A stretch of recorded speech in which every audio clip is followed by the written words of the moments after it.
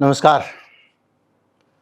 Kim Jong Un, हमारे अखबार उसके बारे में लिखने से पहले तानाशाह, सन की तानाशाह, ये सब लिखते हैं। आज हम जानेंगे कि उसका देश कितना विकसित हो रहा है और कहाँ से कहाँ पहुँच गया है, कितनी तरक्की कर रहा है। आज हम जानेंगे कि क्यों चीन के राष्ट्रपति किम जोंग उन के वहाँ पे यात्रा करने जाते हैं, मिलने जाते हैं। क्या है ऐसा जिसके कारण किम जोंग उन का देश, दुनिया ने सारी ताकत लगा दी, सारे घोड़े खोल दिए, तमाम सारे सैंक्शन लगा दिए, उसके बावजूद सीना तान कर खड़ा हुआ और सिर्फ खड़ा नहीं हुआ है, तरक्की कर रहा है। वेनेजुएला की तरह परेशान नहीं हुआ है, बल्कि निरंतर ऊपर की तरफ जा रहा है। उस देश में क्या ऐसा है जो दुनिया में सब जगह हो जाए तो दुनिया बदल जाए, बेहतर हो जाए। अमेरिका की गुलामी वाली नीतियों से दूर की दुनिया कैसी होती है, ये भी हम समझेंगे और ये भी जानेंगे कि गरीबी अमीरी का अंतर वहाँ पर क्यों नहीं है। ये भी जानेंगे कि अमेरिका में लाखों लोग बेघर होते हैं, बेरोजगार होते हैं, किम जोंग उन के राज में क्यों नहीं होते। मैं हूं गिरिजेश वशिष्ठ, आप देख रहे हैं नॉकिंग न्यूज़ का YouTube channel.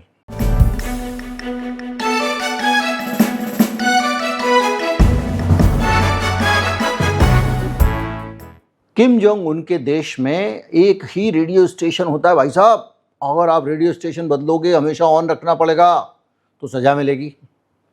Kim Jong Un के देश में हेयर स्टाइल फिक्स है, इतनी तरह की हेयर स्टाइल ही करा सकते हो, ज़्यादा कराओगे तो सजा मिलेगी। देखते ही गोली मार देता है तानाशाह, ये कर देता है, वो कर देता है। तमाम सारी कहानियाँ पूरी दुनिया में फैला के रखी हुई हैं, क्योंकि किम जोंग उन के देश से जिन्होंने उस पर सैंक्शन लगाया, उनको डर लगता है कि वहाँ की सच्ची कहानियाँ बाहर आईं तो लोग हम पर थूकेंगे। जैसे ईरान के बारे में तमाम सारा झूठ दुनिया भर में फैलाया हुआ था, जब वो झूठ हटा, झूठ के बादल, तो पता चला ये तो बड़ा तरक्कीशुदा देश है। आज ईरान ने अपने देश के अंदर कुछ ऐसी बैटरियां विकसित कर ली हैं जिसके लिए उसकी दुनिया पे डिपेंडेंस खत्म हो गई है, वो आत्मनिर्भर है।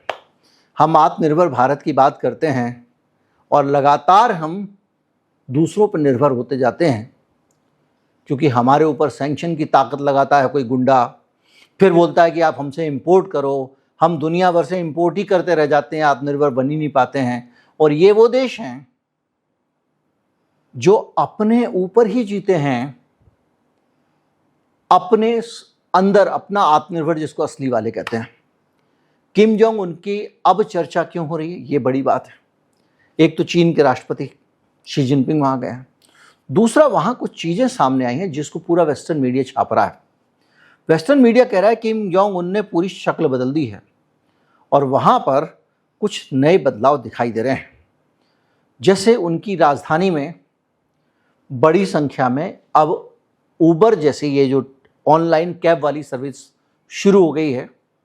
QR कोड से भुगतान होने लगा है, बावजूद इसके कि वो देश अपने आप को बचाने के लिए इंटरनेट से, दूसरी चीज़ों से एकदम काट के रखता है। गूगल कुछ नहीं रखता, उसको मालूम है कि मैंने ये रखा और ये अमेरिका वाले मेरे यहाँ षड्यंत्र कर देंगे, खेल कर देंगे कुछ ना कुछ, और सत्ता पलट कर देंगे और अपना गुलाम बनाने वाले कार्यक्रम में लग जाएंगे। जैसे वेनेजुएला को बनाया, जैसे वो ईरान को बनाना चाहते थे, जैसे उन्होंने जेलेंस्की को बनाया, यूक्रेन को बनाया जेलेंस्की को प्लांट करके, जैसे वो पूरी दुनिया में करते हैं।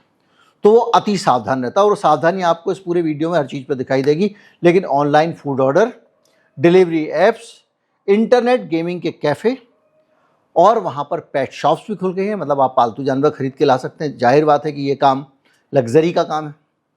और नई कार की बहुत सारी डीलरशिप खुल गई हैं और उन डीलरशिप्स के ज़रिए जो अलग अलग लोग चाइनीज़ इलेक्ट्रिक कारें खरीद रहे हैं। और पूरे उत्तर कोरिया में अब पार्किंगों में गाड़ियां खड़ी हुई नज़र आने लगी हैं, यानी उनका देश, ये एक नया डेवलपमेंट हो रहा है। और यहाँ तक कि सैटेलाइट से जब चेक किया गया, वहाँ पर बिजली की कमी है, क्योंकि पूरी दुनिया ने तो उसको काट रखा है। तो वहाँ पर अब बिजली भी बहुत ज़्यादा होने लग गई है और सैटेलाइट से देखने पे अब पहले के मुकाबले कहीं ज़्यादा जगमगाता दिखता है। वहाँ जो लोग विदेशी टूरिस्ट जा रहे हैं वो देख रहे हैं अब तो तमाम सारी उनकी राजधानी पेंगयांग में काफ़ी मल्टी स्टोरीज बन गई हैं और साथ साथ लगभग 10,000 नए घर 2024 में उसने बनाए हैं और हर साल वो इतने घर बना रहा है, जो कि लॉस एंजल्स और शिकागो से भी ज़्यादा है। सत्तारूढ़ workers party Kim Jong Un की जो है उसमें बहुत सारी चीज़ें की हैं, जैसे जो एक सरकारी अस्पताल बहुत बन रहा था पेंगयांग में, उसको पूरा कर लिया गया है। ये भाई 2 करोड़ 60 लाख आबादी वाला देश है, इसलिए आप उसी अंदर में चीज़ों को समझना, हमारे यहाँ से 150 करोड़ के मुकाबले नहीं देखिएगा इसको, है ना। न्यूयॉर्क का सेंट्रल पार्क जो है उससे बड़ा ग्रीन हाउस कैंपस बनाया गया है अच्छी क्वालिटी की खेती के लिए। नया बीच रिसोर्ट बना लिया गया है और 20x10 की योजना के तहत 20 शहरों में काउंटियों में नई फैक्ट्रियां बनाई जा रही हैं और ये कार्यक्रम अगले 10 साल तक चलेगा। यानी लगातार फैक्ट्रियां, और फैक्ट्रियां वहाँ कौन चलाता है? सरकार चलाती है। जैसे पुराने ज़माने में Bharat electricals, Hindustan zinc limited, BEL जैसी कंपनियां बनती थी ना, DRDO है जैसे हमारा, उस तरह की कंपनियां अपनी प्राइवेट सरकारी कंपनियां वहाँ होती हैं वो हैं और वो लगातार बनाई जा रही हैं। 20 शहरों में नई फैक्ट्री लगाई जाएगी और ये 10 साल तक कार्यक्रम चलेगा। अब ये नया एकदम से बाहर कैसे आ गई डेवलपमेंट? उनकी GDP भी काफ़ी बढ़ गई है। तो ये बाहर ऐसे आई है कि उन्होंने करीब 15,000 के करीब जवान तो उन्होंने भेजे हैं लड़ने के लिए, रूस के लिए जो लड़ रहे हैं यूक्रेन में जाके। इसके अलावा बहुत सारे ड्रोन, गोला बारूद, मिसाइल, सब कुछ युद्ध के दौरान वो रूस को बेच रहा है। यानी उसने रूस से अपनी उस डिफेंस टेक्नोलॉजी के कारण, जिसको लोग सनक कहते हैं, कभी मिसाइल इधर से टेस्ट कर रहा है, कभी उधर से टेस्ट कर रहा है। आज के बाद इतनी मिसाइल हैं अकेला अमेरिका को उड़ा सकता है। अगर वो चीन और रूस मिल जाए तो अमेरिका खत्म, इतना पावरफुल है। तो वो उसने जो अपने डिफेंस इंडस्ट्री को बढ़ाया, आज वो कमाई करके दे रही है। पूरी दुनिया के लोग जिसको चाहिए हथियार खरीद लो, बेच रहा है। अब प्रतिबंध होने के कारण अमेरिका तो खरीदेगा नहीं, लेकिन ये लोग खरीद रहे हैं। तो अब ये हुआ कि तो जो बहुत सारी चीज़ें जो हुई उसके कारण उसकी अर्थव्यवस्था 3.7% बढ़ गई है। यानी 8 साल में सबसे बड़ी बढ़ोतरी है और सबसे बड़ा अस्पताल पूरा कर लिया गया है, मैंने आपको बताया। इसके साथ साथ लोग को 5 लाख यूनिट जो है वो घरेलू उपभोक्ता मोबाइल का उत्पादन हो रहा है। 5 लाख यूनिट घर में अपने अंदर मोबाइल फ़ोन बना रहे हैं। 50 से ज़्यादा स्मार्टफोन ब्रांड उत्तर कोरिया के अंदर मौजूद हैं। जो विदेशी लोग आ रहे हैं वो देख रहे हैं कि जो स्ट्रिक्ट टेलीविज़न है वहाँ पर ट्रैफिक नियमों का कैसे पालन करें वगैरह वगैरह के कार्यक्रम प्रसारित हो रहे हैं। वहाँ पे कारें बहुत सारी दिख रही हैं और इससे ये माना जा रहा है कि वहाँ पर नया डेवलपमेंट हो रहा है। अब हम ये समझेंगे कि ये जो डेवलपमेंट हो रहा है इसके अलावा वहाँ पर जीवन कैसा है। तो भाई साहब, बड़ी सीधी सी बात यह है कि वहाँ पर अभी ये जो आवास बन रहे हैं, लगातार हर साल कहा जा रहा है कि 10,000 आवास बनेंगे, घर बनेंगे। किसके लिए बन रहे हैं?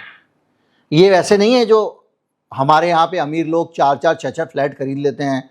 गुड़गांव में प्रोजेक्ट आ रहा है, यहाँ पे आ रहा है, 4-4 रुपये के लोग 100-100 फ्लैट लेके बैठे हुए हैं। वहाँ पे जो बिल्डिंग बन रही है ये बिल्डिंग सरकार बना रही है और सरकार अपने कर्मचारियों को ये बिल्डिंग फ्री में देती है।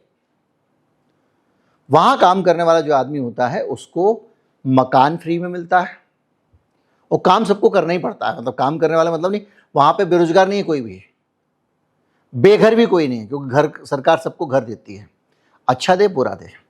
तो एक तो वहाँ पे सबको घर मिलता है, इलाज सबका मुफ्त होता है। इसके अलावा शिक्षा का हालत यह है कि साक्षरता दर 100% है। हर बच्चा स्कूल जा रहा है, पढ़ के आ रहा है और वहाँ पर साइंस की एजुकेशन, दूसरी एजुकेशन बहुत हायर लेवल तक फ्री है। नए ज़िले बनाए जा रहे हैं सिर्फ लोगों को मकान देने के लिए।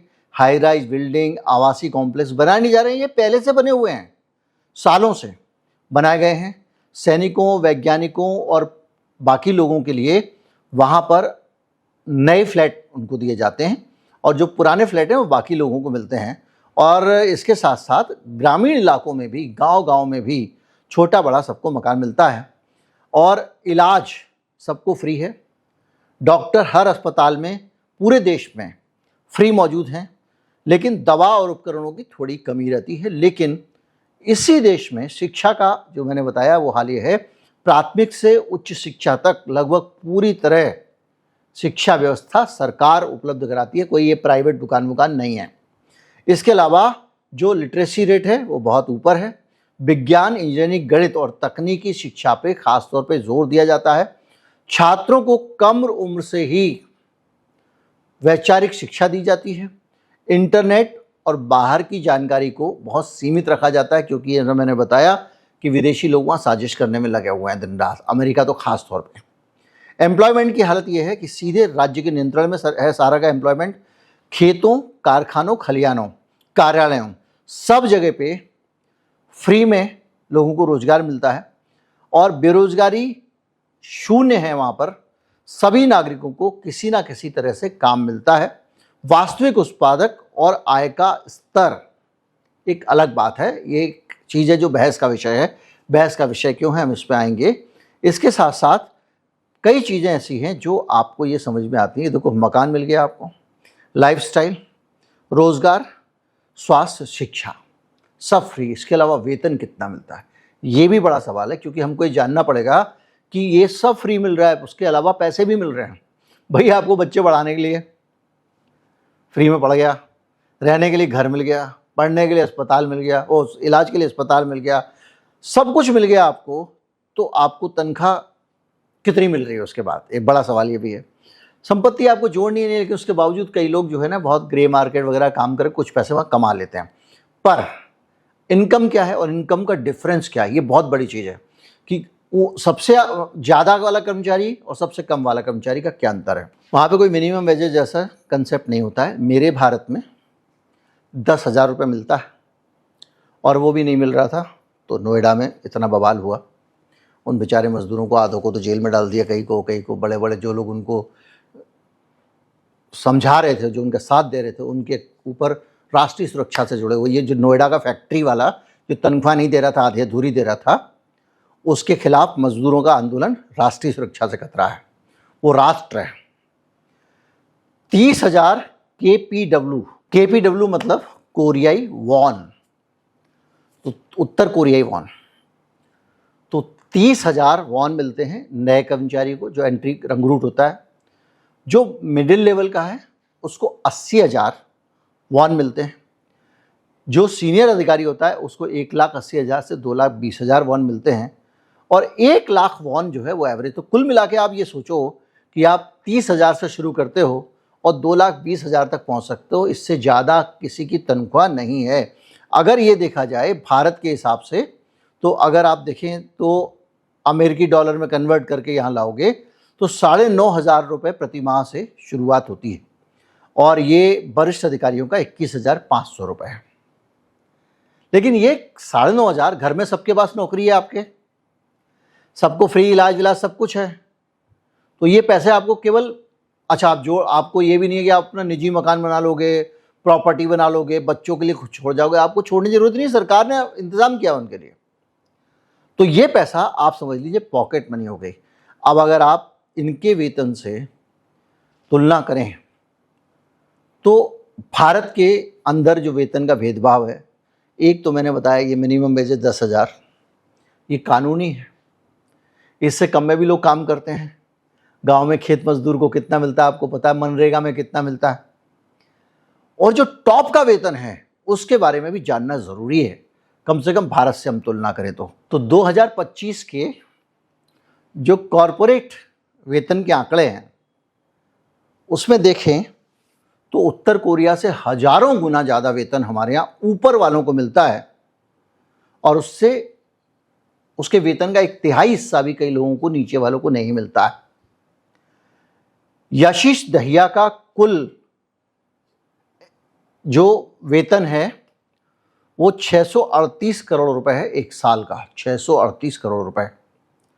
गुनिंदर कपूर का 698 करोड़ रुपए का पैकेज है।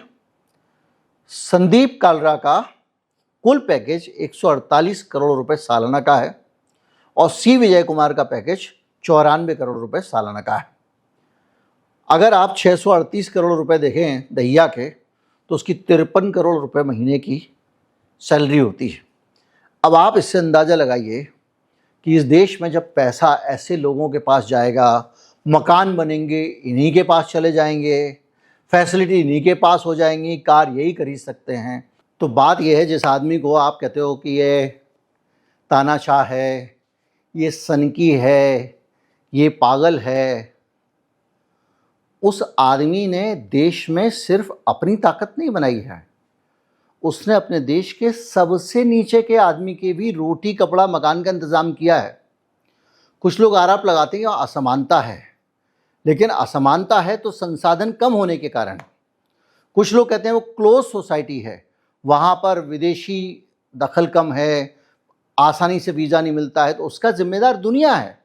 जिस तरह से अमेरिका ने सैंक्शन लगाए, जिस तरह से अमेरिका CIA की कार्रवाइयाँ करता है, जैसे वेनेजुएला के राष्ट्रपति को उठा लाया और जैसे ये करता लगातार चला आ रहा है, जैसे सद्दाम हुसैन के साथ किया, तो ऐसी स्थिति में तो कोई भी अब जो एक्स्ट्रा से एक्स्ट्रा सावधानी बरती जा सकती है वो बरतेगा। वो सावधानी किम जोंग लगातार बरत रहा है और ऐसी ही सावधानियों के कारण क्यूबा आज तक जिंदा है, वरना अमेरिका ने उसको नष्ट कर दिया होता। तो कुल मिला के इस दुनिया में अगर आप ये समझते हैं कि अमेरिका जो है वो ही सब कुछ है और अमेरिका के तहत रह के ही तरक्की की जा सकती है, तो आपको हो सकता है कि चमक दमक वाली बहुत बड़ी मल्टी स्टोरी बिल्डिंग्स ना मिलें, महंगी महंगी कारें ना मिलें, मोटे मोटे ऐसे CEO टाइप के चोरी के वेतन ना मिलें, लेकिन इतना पक्का है कि घर चलाने के लिए न्यूनतम वेतन पक्का मिलता है। और ये जितना परिकल्पना आप देख रहे हैं, वो परिकल्पना एक समाजवादी समाज की परिकल्पना है जो हमारे सामने आ रही है कि किम जोंग जैसा व्यक्ति पूरी दुनिया ने जिसका बायकॉट कर रखा है, उसके बारे में गंदी संदी बातें फैला रखी हैं, उस आदमी के देश में भी एक बेहतर जीवन हो सकता है। साइंस आगे बढ़ सकता है, टेक्नोलॉजी आगे बढ़ सकती है। तमाम सारे उन्होंने खुद ही अपने ऐप बना लिए। वो इसके अलावा ये सिर्फ हथियार नहीं बेचता है, वो क्रिप्टो करेंसी का भी काम करते हैं, वो साइबर दुनिया में भी काम करते हैं। उनके लोग पूरी दुनिया को हिला के रखते हैं, साइबर अटैक वगैरह करते रहते हैं, वो अलग दुनिया है। तो बहरहाल दुनिया में ये एक अलग रंग था, अलग छवि थी उत्तर कोरिया की, जो इस बार इस तरह की रिपोर्ट से, जो रिपोर्ट मैं आपको बता रहा हूँ, ये वॉशिंगटन पोस्ट में आई है, ये न्यूयॉर्क टाइम्स में आई है, ये की डिजिटल करके अखबार है उसमें आई है, उन सब के रेफरेंस के आधार पर बता रहा हूँ। वीडियो अच्छा लगा हो दोस्त तक तो पहुँचाइए, चैनल को सब्सक्राइब कर लीजिए। नमस्कार, जय हिंद।